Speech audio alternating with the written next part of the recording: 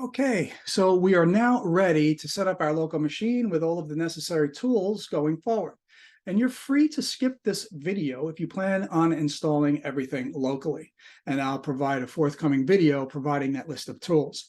Now, I prefer to bootstrap my own Jumpbox in my AWS account. After all, we're going to need an AWS account for spinning up the clusters anyway. And I also like the option of when it comes time for deleting all of the resources that we'll create in this series, having the option of deleting the Jumpbox as well and not cluttering up my local machine with CLIs and tools and all of their different versions and so on and so forth. Now, you can probably get by with just the free AMI. I've done it in the past, but for these demos, I'll be spinning up a TA3 large. So if you're ready to get started, let's jump in. Okay, so we're on the landing page of the Git repository that we're going to clone locally to our machine. And this will be necessary because we have not created any resources in our AWS account as of yet, so we have to start locally. And one other thing to be aware of is that you will need to have the AWS CLI on your local machine and be logged on accordingly. Now, as we scroll down here, some of these things we covered in the introductory videos, and we'll begin right here in the Getting Started section with this optional step where we're going to create our Jumpbox in AWS. And if I come over here to our stacks page and do a quick refresh, you'll see that we have nothing to show, but that will change shortly.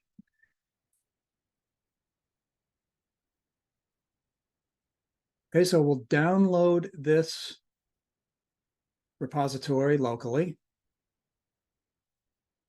Then we'll CD into this Aria operations folder and then launch Visual Studio Code.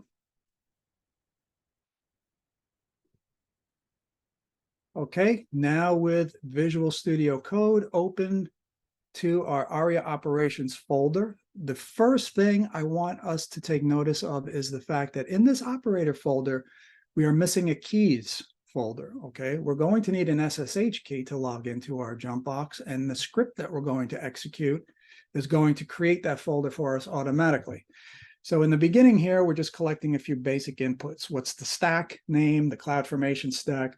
What do you want the EC2 instance to be named or tagged? And we're going to deploy in the US East 1 region. And if you're satisfied with these defaults in parentheses, you can just hit enter on all of them. Now, scrolling down here, we have to host this instance of our Jumpbox in a network, all right, in a private cloud. So I'm looking for your default VPC in that region. And if it exists, great, we'll use that, I'll deploy that. But if it doesn't exist, if you don't have a default VPC, then you're going to be prompted and provide your VPC ID of choice. Then it's going to pass in all of these parameters into the CloudFormation stack. And that template, by the way, is in this config folder right there. Then we're going to wait for that to complete. And then when that's done, we're going to get the key ID, okay, of the key pair that was created as part of our CloudFormation template, because we're going to use that ID to go get the SSH. So it's going to do a little directory checking here to see if the keys folder exists already. In this case, it does not. So it's going to make that directory for us. But if it was there from a previous iteration or run of this code, go ahead and please remove that key because we're creating a new Jumpbox.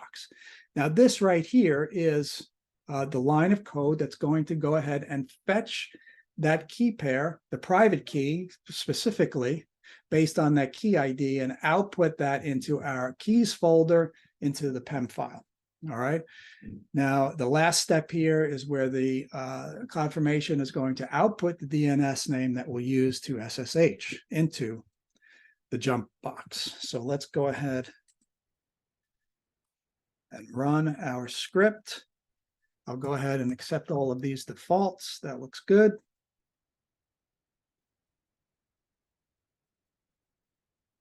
Now, that will take just a moment to get started.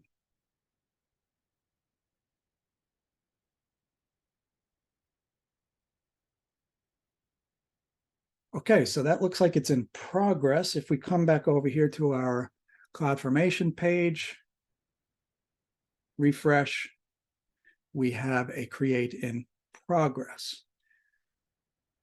Okay, so we'll be back once this is done.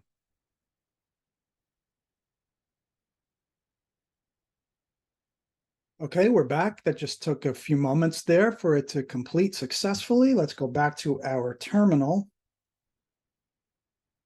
And we'll see a few things here in the operator folder. We have our keys folder with the PEM file that we'll need to log in to the host.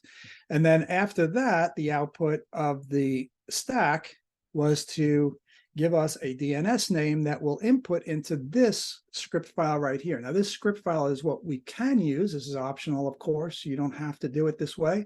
But if you've created multiple jump boxes in different regions and so forth, this is just a convenience script that will execute the SSH command for you. So I'll go ahead and paste that DNS into the US East 1 block. And as you see here, that we're going to fetch our SSH from our PEM file from the keys folder. And then finally here, you can see that we're just going to access some ports that we will probably open through the port forwarding command of kubectl. The first one here is the kubectl, the Kubernetes dashboard web UI. And then this one is the Prometheus. We might add more as we go along throughout the series, but that pretty much wraps up this simple video of getting started. In the next video, we'll go ahead and log into this Jumpbox and start installing the tools that we'll need going forward. Thanks for watching.